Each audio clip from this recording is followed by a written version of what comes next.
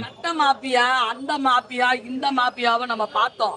Diesel பெட்ரோல்ல இருக்கிற மாப்பியா என் மீனவர்களை பண்ணின துரோகத்தை தான் இந்த சண்முகம் முத்துசாமி கெத்தா எடுத்து காட்டியிருக்குது.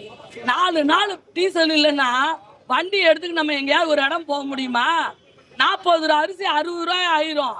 டீசல் ஏறினுச்சுன்னா மற்ற எல்லாமே வந்து நின்றுடுச்சுனாலே வரத்து இல்லைனாலே அழிவு வந்து அதிகமாயிடும். அதை தான் எடுத்து சொல்லியிருக்காங்க. 4 நாள் டீசல் இல்லாததுக்கே நீங்க எவ்வளவு கஷ்டப்படுறீங்களே. 40 வருஷமா எங்க இடத்த புடிங்கிக்கிறான், எங்க பொருளாதாரத்தை புடிங்கிக்கிறான், எங்க இடத்த சுருக்கிட்டான். அவனையெல்லாம் யார் கேட்கறது? மீனவர்களுக்கு ஒரு குரல் கொடுக்கணும்னா நம்ம தமிழக மக்கள் தான் கொடுக்கணும்.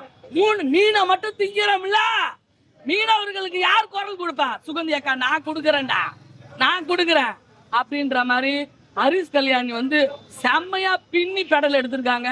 அவங்க இடத்த ஆக்கிரமிச்சு ஆர்பர் வந்தோடனே அவங்களுக்கு வழி தெரியாம குருடாயில எடுத்து மக்களுக்கு அதுல இருந்து வந்து கஷ்டத்தை போக்கிக்கிட்டு இருக்காங்க. அந்த மீனவர்கள் பட அவஸ்தைய அழகா எடுத்து இனிமே அவங்க வந்து தூத்துக்குடி பக்கமும் போக முடியாது, அப்படி கொண்டாடுவாங்க மக்கள். ராயபுரம் பக்கமும் போக முடியாது, அந்த அளவுக்கு கொண்டாடுவாங்க. மீனவர்களுக்கான சிறந்த படமா கண்டிப்பா இதுவரைக்கும் எனக்கு தெரிஞ்சு ஒரு 10-15 வருஷம் 2022 இருந்து ரிவ்யூ கொடுக்குறேன். இது மீனவர்களுக்கான படம். அவங்க வாழ்வாதாரத்தையும் அவங்களோட வசதியையும் அவங்க இருக்கிற இடத்தையும் கெடுக்காதீங்கன்னு சொல்ற படமா அமைஞ்சிருக்குது. டீசல் அருமையான படம். சண்முகம் முத்துசாமி இனிமே தமிழ்நாட்டோட மீனவர்களோட கெத்து சாமி.